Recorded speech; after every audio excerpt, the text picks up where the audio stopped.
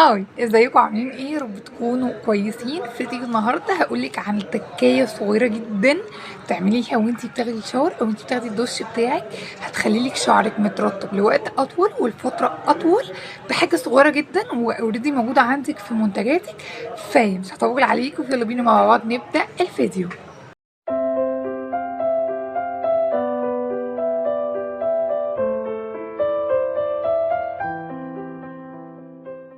طيب، ايه هي الحاجة اللي ممكن اعملها تخلي لي شعري بدل مثلا ما بغسله مرتين في الاسبوع هغسله مرة واحدة؟ لان بين المرة اللي انا هغسلها مثلا النهاردة والمرة اللي هغسلها الاسبوع الجاي هيبقى شعري مترطب جدا وناعم وطري كأني لسه غسلاه اول امبارح، ومش هحتاج ان انا اغسله مرة تانية. ولو انا بغسله 3 مرات هلاقي نفسي بس بغسله مرتين او مرة واحدة ومش محتاجة للمرة التالتة او التانية. ايه هي بقى؟ بعد ما تغسلي شعرك كويس جدا جدا جدا بالشامبو، حاولي تضيفي في الروتين بتاعك ان انت تستخدمي كونديشنر على الشعر. انت اوريدي بتستخدمي حمام كريم على شعرك بعد ما بستخدم الشامبو بتاعي. بلاش حمام كريم لوحده، وبلاش لو بتستخدمي كونديشنر يكون لوحده. عايزين نعمل اتنين مع بعض. لو انا بستخدم الكونديشنر بس بعد ما باخد الشاور بتاعي، احنا عايزين بعد الكونديشنر اسيبه شويه على الشعر واحط حمام كريم بعده. ولو انا بستخدم حمام كريم بس هرجع الخطوه اللي قبل احط كونديشنر، هحطه واسيبه بس. لا، كان في فيديو انا منزلاه ان انت ازاي تستخدمي حمام كريم على الشعر عشان الشعر يتغذى منه، وحمام الكريم الشعر الصوت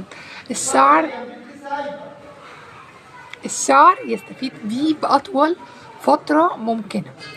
فممكن نرجع نشوف الفيديو ده، وانا برضه هقول نفس المعلومة بس على السريع. دلوقتي انا غسلت شعري، فاكيد شعري نزل ميه ولسه بميته وبتاع. استني 5 او اقل من 5 تبقي صفيتي الميه من الشعر كله، والشعر بقى مندي مش مبلول وبينزل ميه. هستنى شعري خلاص هدي شويه من الميه، ابدا ان انا احط الكونديشنر على الشعر. الكونديشنر زيه زي حمام الكريم او البلسم زيه زي حمام الكريم، ما بيتحطش على فروه الدماغ، بيتحط من اول الشعرايه.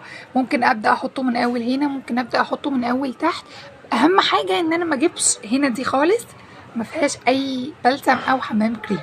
هحطه على شعر مندي، مش شعر بينزل ميه ومتبهدل، علشان الميه هتاخده وهتنزل والشعر مش هيستفيد اي حاجه خالص.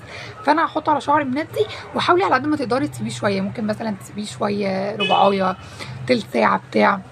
ده بالنسبه للبلسم. وبعد كده شوفي شعرك كويس جدا واطلعي برضو على نفس شعر مندي مش مبلول وبينزل ميه، وتضيفي معاه خطوه الحمام كريم.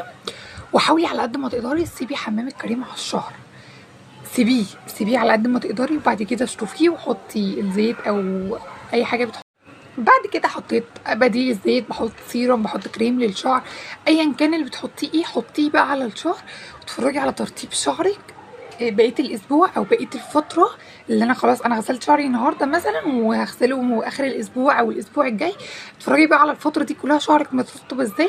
بس اهم حاجه تعملي الخطوات دي بالترتيب وتعمليها بالظبط. تسيبي البلسم شويه على الشعر، وبعد كده حمام الكريم سيبيه على قد ما تقدري، ما تحطوليش ربع ساعه او ايا كان اللي بيستخدم ده، ما تحطش حمام الكريم ربع ساعه على الشعر واغسله وعايزاه مترطب. لا، انا ما قلتش كده، انا قلت سيبيه على قد ما تقدري، ساعه ساعتين 3 4.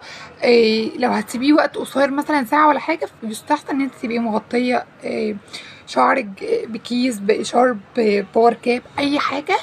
لو انا مش هغسله بسرعه خلاص هسيبه براحتي. انا كده خلاص الفيديو، اشوفكم في فيديو تاني وجديد. باي.